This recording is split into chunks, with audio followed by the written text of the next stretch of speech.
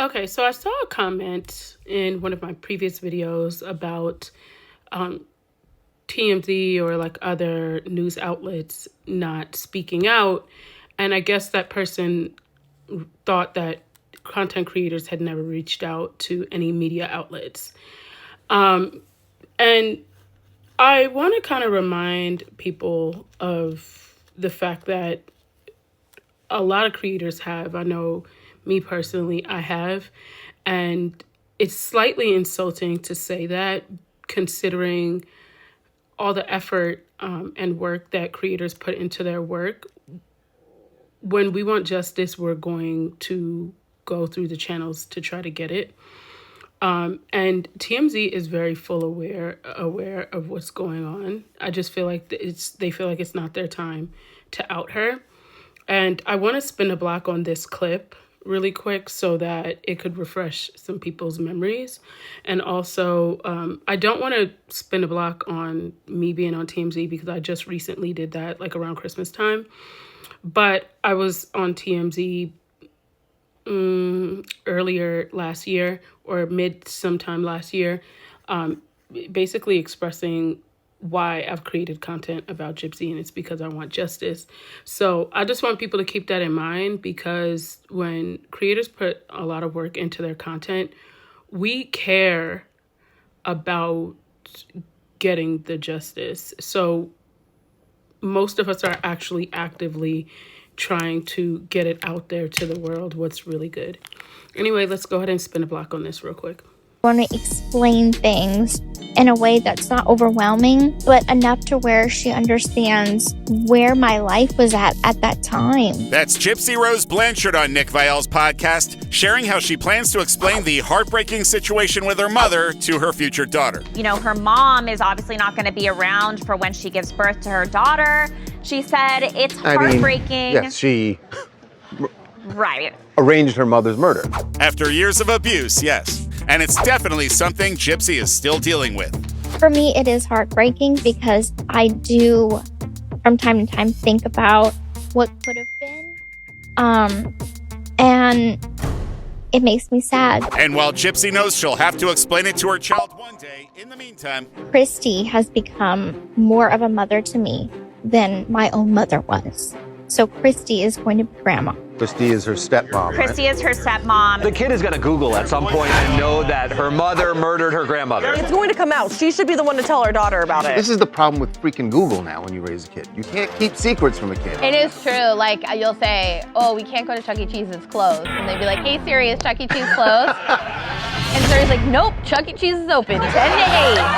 And then you gotta go to Chuck E. Cheese. or you can explain to your children that people rarely get what they want and help prepare them for a life of crushing disappointment. Congrats on the baby, Gypsy Rose. When she is of the right age. Now, the lady in Pakistan, or the lady who went to Pakistan from New York, we all thought she left and went back home to New York. Child.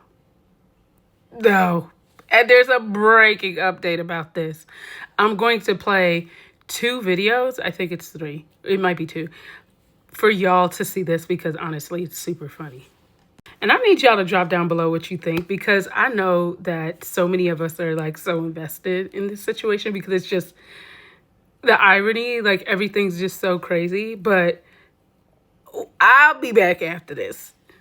Guys, with a heavy heart, I have to report that our daughter-in-law, that Pakistan's daughter-in-law, who's had us by a chokehold for the last 4 days, 5 days, maybe 6 months, we don't know for sure, has left Pakistan. And you know, when she left Pakistan, she was making a clip like with, like this, like how I have the camera right now. And she was talking something and she's like, I'm finally leaving. Everyone's been very nice over here and all that stuff. But you know, one important detail she said, she's like, I'm gonna see you soon. I'm gonna see you soon. When? On the 11/11. Now, is she saying like the 11th of this month or at 11 a.m.? That means she's already there. So guys in New York, those guys who are there on the ground in Brooklyn, guys, confirm. Has she made it? Has she not made it? I want to know. Because, you know, there are so many missing details over here that I want someone to fill in. I need closure from this story. One detail which like she was, there's another clip where she was talking about like, what did you like in Pakistan? And she knew names of like very intricate and very, foods that you would get in like your mom would cook for you. This is stuff you don't get at the restaurant. Like this woman, she knew what chicken kadai was, she knew what dal chawal was, she knew what keema was, she knew what parathas was, she knew different types of chais. She's like, oh, elaichi chai or sugar chai with chini ke baghair, biryani with aloo, without aloo. This woman knew stuff. This didn't happen in 3-4 days. She's been at someone's house. Like, guys, like, I'm telling you the questions you need to ask. The Shade Room, TMZ, whoever gets that interview, ask her all of this. Ask her all of this. Ask her, how do you know about the food? Who was feeding you all this food? And I ask her, where was she staying all this time? And ask her, what happened in the last week when things just went sour? She's been here since October, guys. She's been here since October. And like on the last moments, I'm sure all of you want to know who was there by her side. Who was there by her side? Who was there to drop her to the airport? Who was there? Guess. I want you to guess. Shabana. Shabana was there. Shabana was there with a fresh blow dry. And Shabana was there by her side. And she hugged her. And Shabana was like, hoping she would go like, come, my dear. Come with me to America. But she was like, bye. I'm going. And it was so interesting. Like I think she went by Emirates. That was the airline she went by. So I'm giving you material to confirm like if she's made it or not made it. I think she's probably made it by now, because yesterday what the news was that like once she was discharged from the hospital, she would be handed over to the American consulate, and the American consulate would be sending her back. And that is what happened. So yeah, Sister Anaija, our daughter-in-law, our love, someone who's had us gripped in this drama, is no more in Pakistan. So to the correspondents in New York, correspondents in Brooklyn, over to you, because we'd like to know what happened. And another thing over here, one thing that you can see over here, I'm going to show you this to you later. This is my painting collection. Every country that I go to, I buy a painting from there and I add it to my wall. I've been so far to 34 countries. So what you can see behind me, there's Panama, there's Turkey, there's Sri Lanka, there's Pakistan, there's Bahrain, the Maldives. I'll do another video. I'll show you. I'll take you around the world on this. Anyhow, it's been great, guys. And I will see you very soon with, I don't know what now. But I'll show you around Pakistan. I'll take you around Pakistan. Anyhow, take care. Goodbye. Guys, I have breaking news. I was about to sleep, like with my Buzz Lightyear sleeping mask. But I have breaking news. Sister Anaija is in Dubai. She is in Dubai. She did not go to America. There's like a video of her circulating and she's like, she's smoking. And she's hanging out in immigrant neighborhoods with Pakistanis. And they all know her. And they're all saying hi. And she's repeating all the things. And they're like, oh, what were you saying? She's like, yeah, respect for the law. Respect. She's smiling. She knows what she's doing. She's making a brand. I would not be surprised if she comes out with a t-shirt. Respect for the law. Respect for the law. Respect for Allah. Respect for the Allah. I don't know what is up. She was even taking the metro train. Like, but I hope she doesn't pull the Pakistan shit in Dubai, because Dubai has no chill regarding that. So yeah, I just thought I'd give you guys the update. Sister Anaija is in Dubai. If anyone is in Dubai, Dubai correspondent, reporters, find her. See what she's up to in Dubai. Because she's not in America right now. I feel like when she said 11/11, I think on the 11th, or I don't know what is 11/11. What does that mean? When is she getting to America? What is she doing in Dubai? So apparently this is the filter that Anaija used to catfish that boy in Pakistan. And y'all, I wanted to add this little clip for you guys to see. Melania had a photo shoot with her friends today that wear this cheer lines clothing.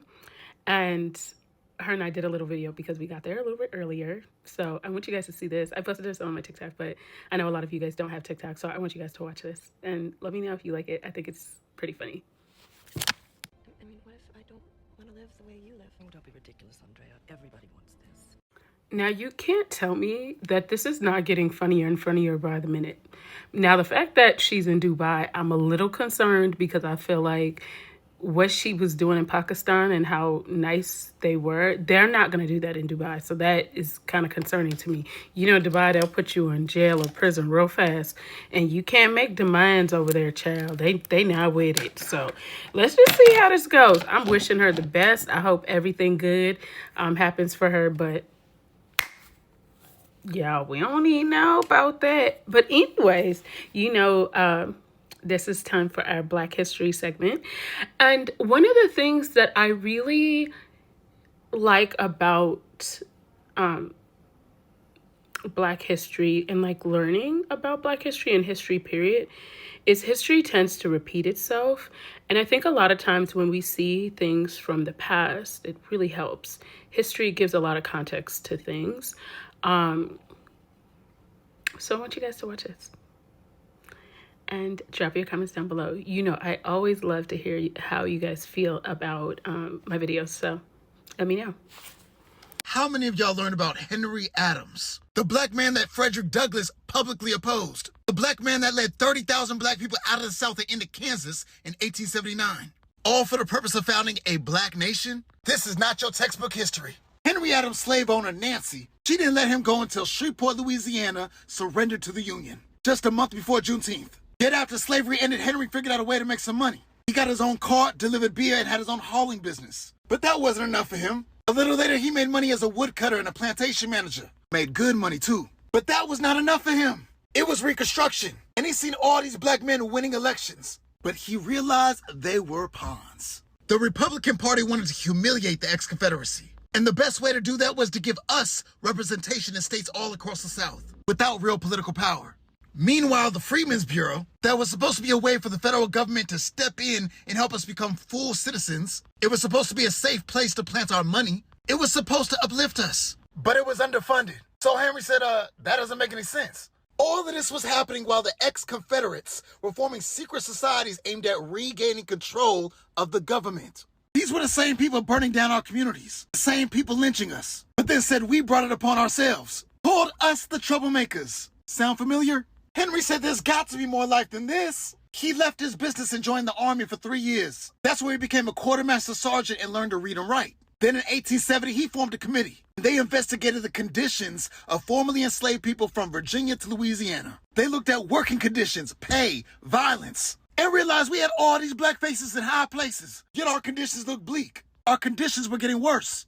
After a 4-year investigation, the now 500-member committee concluded that we had no other option but to leave the South. In 1874, they formed a secret fraternal society called the Colonization Council. It attracted 98,000 members in its first year. Before leaving the South, they petitioned the federal government to help improve their conditions. Didn't work. That same year, Frederick Douglass became president of the Freedmen's Bureau. Didn't work. So in 1879 and 1880, Henry Adams led 30,000 black people out of the South. They called them exodusters, and into Kansas to form a black colony. Woo! Frederick Douglass was all in his feelings. He told them Negroes to stay put, improve your conditions. But Henry and those master Negroes simply said no. They said, you ain't living the life we live. You don't see the circumstances how we see them. And we aren't waiting on a leader validated by the establishment to tell us what to do. So when I think about the legacy of Henry Adams, I think about his critique of government. I think about the research the committee did. I think about how he moved in silence. I think about how we don't even have a picture of him. And yet he's a cornerstone for black builders everywhere. There is so much more we have to do to stand on his shoulders. There has to be more to life than our conditions. The reason why history is so important is because it gives context of the past mistakes, societal behaviors, things that went wrong, things that were done well, and it allows you the opportunity to make things better. Okay, so I found another video of the sub, and I think it's kind of funny. He said he don't play disrespect in a classroom, whether or not you are his student and he's a sub. He just doesn't play that. So I want us to watch this. I think it's kind of funny. One thing about me as a sub, I don't play. I don't play none of that loud, bullying, rambunctious, disrespectful nonsense. Because the moment you want to act out, we can do a little popcorn reading. Yeah, we can do that. Y'all want to be loud? Read this book just as loud. In this elementary school, I want y'all to read this Shakespeare just that loud. Yesterday, I forgot to add the photo of what Kanye was on Twitter saying, and he's been wilding out. I'm going to also add someone else's clip. I teetered with adding this just because I don't really love the language the person's saying, but I mean, hell, why not? All right. But anyway, let's look at this clip. Kanye breaking update. Kanye has texted Aiden Ross, and I'm just gonna read the text thread to you, bro. He said, "It's Ye. If I call you and you ask me some dumb shit, I'm hanging up. Metaphorically, I'm walking out on you like Cardi did." Aiden said, "What up, bro? Hope all is well. Nah, no dumb shit. Hit me. I prefer to be addressed as sir to be asked to call you. Please give me a call at your earliest convenience, sir. I appreciate your heart, though, sir. I never confirmed anything with Kai, but now he said he's canceled me. The fuck?" This was Aiden's response, bro. "Yes, sir. I'll refer to you as sir. May I call you in 2 minutes, sir? Of course, I want to be your favorite Jew, sir. I just found out Kai did that, too, from a post. Not fully sure why. I've been wanting to do our stream since 2022, sir." This nigga Kanye said, "You say sir 4 times was condescending. I'm blocking you. Nobody finna play with me. How y'all say it? Never again." There's something wrong with this nigga, I swear to God. Clearly, Kanye is unhinged as hell. Like, does it get any more unhinged than Kanye? Because I feel like Kanye has really lost every marble he has in his head. But y'all, that's the latest and the greatest. I'm sure I'll do a video later because I just know. And I'm also going to go live later this evening, I think. I'm pretty sure. But anyway, y'all, let me know your thoughts on this because Kanye's just doing too much.